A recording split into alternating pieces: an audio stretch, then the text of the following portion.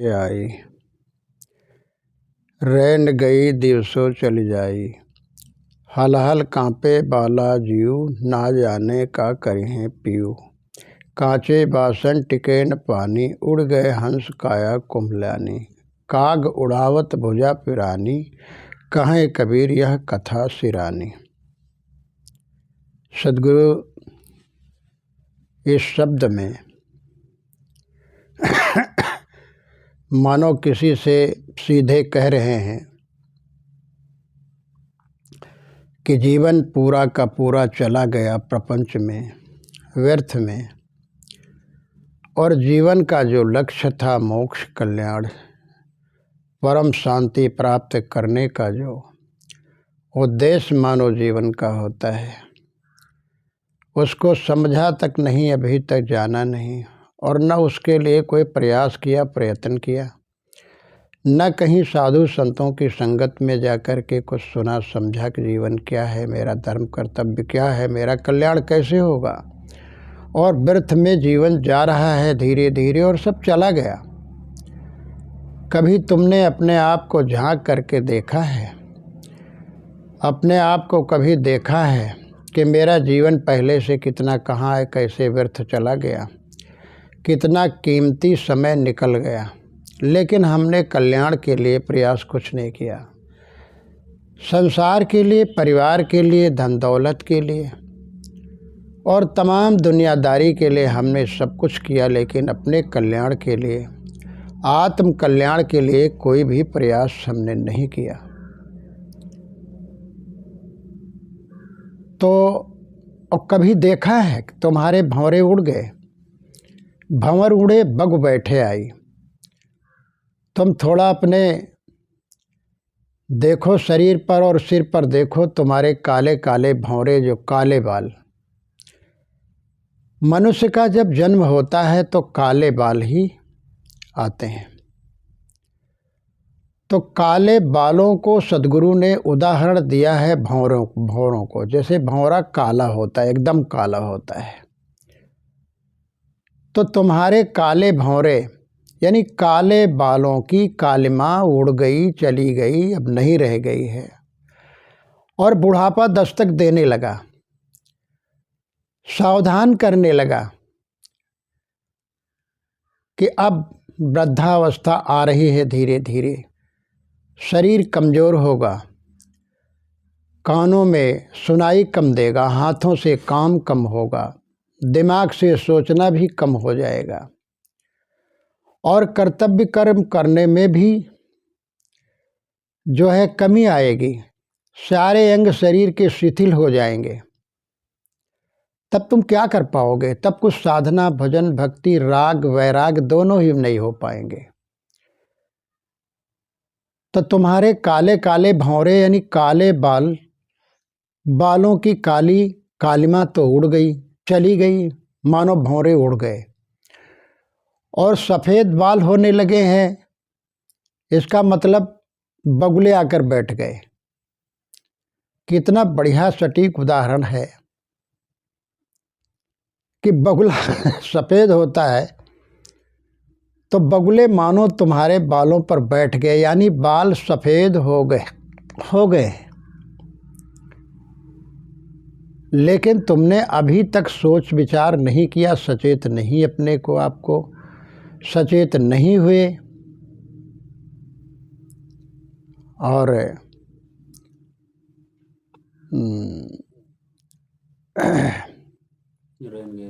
हाँ, सफ़ेद सब बाल हो गए, बालों पर सफ़ेदी आ गई है, लेकिन तो भी अभी मन, वाणी, कर्म, हृदय हमारा अभी तक शुद्ध, स्वच्छ, साफ नहीं हुआ, न हमने कुछ कर पाया। हल हल कांपे बाला जीव। अब जब वृद्धावस्था आ जाती है, जब कुछ करने की ऊर्जा और शक्ति नहीं रह जाती है, बुद्धि भी काम नहीं करती है, कहते हैं कुछ और, सोचते हैं कुछ और, निकलता है कुछ और, कुछ ध्यान ही नहीं रहता, स्मरण शक्ति कमज़ोर हो जाती, क्षीण हो जाती है, शरीर में झुर्रियाँ पड़ जाती हैं, तो अब उस समय होता क्या है, सब निर्बलता आ जाती, कमजोरी आ जाती है। तो व्यक्ति बुढ़ापे में थर थर मानो जैसे जाड़े में कोई कांपता हो, विकट ठंडी में कोई कांपता हो, तो इसी तरह व्यक्ति डरने लगता, भयभीत होने लगता, कांपने लगता है कि हमने पूरा जीवन प्रपंच में, परिवार को संभालने में, धन के जोड़ने में, उनके भविष्य के लिए और कई पीढ़ियों के लिए घर बनाने के लिए और उनकी सुख सुविधा के लिए हमने छल किया, मिलावटबाजी की, धोखाधड़ी की। पाप प्रपंच में ही हमारा समय बीता, सब कुछ कर डाले। और हे प्रभु, अब देखो कोई हमारे कुटुंब परिवार के जल देते हैं कि नहीं देते हैं। बुढ़ापा आने लगा है, अब क्या होगा प्रभु, हमने तो कुछ किया नहीं। हमने ना सत्संग किया है, ना संतों के दर्शन कर पाए, ना तो अपने हाथों से कुछ दान धर्म कर पाए, न माता पिता की सेवा कर पाए, और ना किसी शुद्ध आत्मा पवित्र आत्मा को ही कुछ हम उनकी सेवा कर पाए, ना दान कुछ कर पाए, ना हमने स्वयं ठीक से खाया न खिलाया। कुछ अपने जीवन में हमने कर भी कुछ नहीं पाया। अब हम कैसे तरेंगे, कैसे हमारा कल्याण होगा। आदमी जब गलत कार्य करता है फिर आखिरी में सोचता अब हमारा क्या होगा, पता नहीं क्या हो, कहाँ जाएं, पशुओं में जाएं कि कीड़े मकोड़े हो जाएं, कौन सी यातना यमराज हमें देंगे। तो हल हल कांपे बाला जीव। अब ये बाला जीव बचपना, क्योंकि वृद्धावस्था एक बचपना है, सेकंड चाइल्ड यानी दूसरा बचपना है। जब दूसरा बचपना आ जाता है तो बचपने में मानो सब कुछ भूल जाता। बचपने में कुछ क्या किया जाए, तो बचपने में कुछ हो नहीं सकता है। तो बाला जीव बालक की तरह जीव कांप रहा है, कमज़ोर हो गया हर तरह से। अब कुछ करने की तो हिम्मत है नहीं, बस भय होता है, डर होता है, क्या होगा, कहाँ जाएंगे। हाय रे, अब जिनके लिए हमने धन जोड़ा, झूठ बोला, मिलावटबाजी की, पाप किया, छल कपट किया, अब पता नहीं अचानक मेरा कब शरीर छूट जाए और कैसे मृत्यु हो, पता नहीं। देखो पापों का भोग तो भोगना भाई पड़ता है, भगवान माफ़ नहीं करेंगे। अब तो ये सब सोच करके व्यक्ति कांपता है, डरता है, भयभीत होता है और ध्यान सुमिरन में लग जाता, राम राम राम राम। लेकिन अंतराम कही आवत नाही, युगन युगन मुनि जतन कराही। रामायण में भी आया है, गोस्वामी जी भी कहते हैं कि तमाम लोग उपाय कर डालते हैं और जब करने योग्य होते हैं, जब साधन भजन भक्ति साधना कुछ बनने का, कुछ सीखने का, कुछ समझने का जब समय होता है तो वो पाप प्रपंच में बिता देता है। फिर अंत में सोचता है कि राम राम कर लें, बस हमारा सारा कल्याण हो जाएगा, पाप कट जाएगा और भगवान के दरबार में चले जाएंगे, भगवान विमान लेकर के आएंगे। तो ऐसा कैसे हो सकता है। एक बार कभी भूल से तीर्थ में चले गए तो पंडों को दान वान दे दिया, तो सोचते हमने बहुत कुछ कर दिया। अरे जिंदगी भर तुमने पाप कर्म किया, पाप का कमाया और पापियों को ही दे आए, किसी पुण्य आत्मा को नहीं दिया। चोरी करें निहाय की, करें सुई का दान, और ऊंचे चढ़ के देखते केतिक दूर विमान। निहाय की चोरी करते, बहुत फायदा उठाते, खूब छल कपट करते, मिलावटबाजी करते और करोड़ों रुपए कमा लेते हैं, तो वही पाप आत्माओं को दान कराते हैं। अब ऊपर चढ़ कर के देखते हैं भगवान विमान लड़के के जरूर आएंगे, अब हमें स्वर्ग में ले जाएंगे। ये कितनी पिपासा है लोगों की। बिना कुछ साधना भजन भक्ति किए मन तो पवित्र नहीं है, कर्म तो पवित्र नहीं किया है, वासनाएं तो पवित्र नहीं है, उधर ही भागती हैं तृष्णा की तरफ और पाप की तरफ भागती हैं। तो अब तुम विमान देखते हो कि विमान आ जाए, तो अब कैसे होगा? तो अंत में क्योंकि ये समझा दिया गया है, चाहे जितने पाप करो, बड़ी बड़ी गद्दियाँ सजा करके, ऊंची ऊंची तखत डाल करके, तखत पर तखत डाल करके, और ये समझाया गया कि तो हम चाहे जितने पाप कर डालो, बस राम का नाम जप लो। नाम जप में बड़ी ताकत है। अरे राम में इतनी शक्ति नहीं जितनी नाम में शक्ति। ये सब सिखाया गया, बताया गया।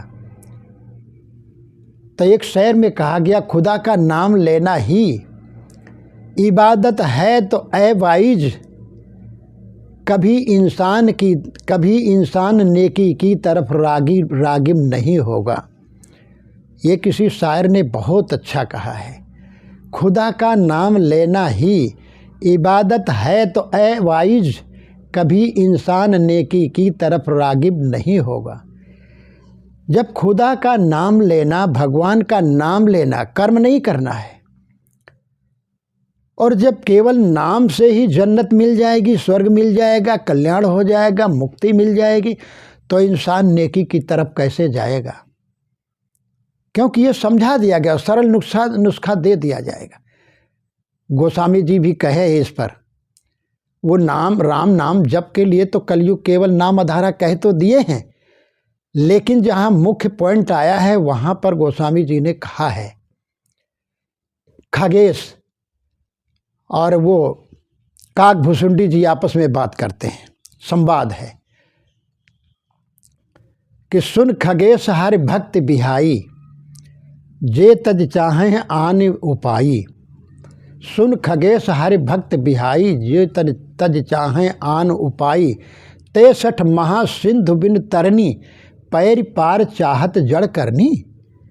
गोस्वामी जी कहते हैं, भक्ति भजन साधना से दूर रहते हुए, सत्कर्मों से दूर रह करके सोचते हैं कि बस राम नाम जप लेंगे और हमारा कल्याण हो गया।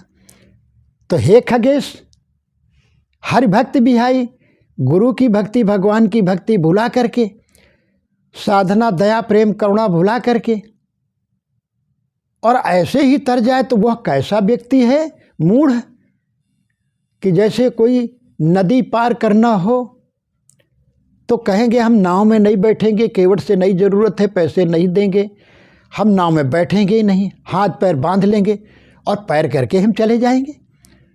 तो उनका ऐसा ही उपक्रम है, प्रयास है ऐसे लोगों का। तो ऐसे कैसे हो सकता है? बिना साधना भजन भक्ति के कल्याण नहीं होगा। इसलिए तप करना, ध्यान करना, साधना करना, भजन करना, सद्गुरु संतों के पास जाना, जितना समय आपके पास, जितनी जल्दी आप कल्याण कर लो, अपना उद्धार अपना कर लो, न अंत में हल हल कांपे बाला जियो, तब अंत में कोई नहीं आएगा। अंत राम कही आवत नाही, अंत में राम राम कहने से तो राम इतने तो पागल हैं नहीं, दौड़ो दौड़ो चलो भाई हो जाए। हाँ भाई, अजामिल ने कह दिया था नारायण नारायण, तो भगवान विमान लेकर, भगवान इतना भी नहीं जान पाए कि अपने बच्चे को पुकारता कि हमको पुकार रहा और विमान लेकर के आ गए। तो ऐसी ऐसी कथाएं बनाई गई तो आदमी गाफिल है, सत्कर्मों से अलग है, और कहता सत्संग क्या करना है भाई, साधुओं को क्या, साधुओं के पास जाने की क्या ज़रूरत है? वो तो जब धन रहा, वैभव रहा और सब कुछ करने की जब शक्ति रही, तो साधुओं को देख करके कहता रहा है तो निठल्ले हैं, ये तो देश के, ये समाज के भार हैं, बोझ हैं, खाती हैं, ऐसे दूसरों पर अपना जीवन निर्धारित किए पलते हैं उस पर। तो तब सतगुरु संतों से उसने कुछ अपना कुछ कल्याण की बातें नहीं की, ना उनके पास गए, ना उनसे कुछ साधना भजन भक्ति सीखी, ना कुछ साधना भजन भक्ति में लगे। तो अंत में अब कौन तुम्हारा उद्धार करने के लिए आएगा? अंत में कोई नहीं आएगा, ये केवल बकवास है। तो आखिरी में व्यक्ति चाहे जितना कुछ करे, लेकिन पूर्ण जो पाप कर्म है, महाभारत में कहा गया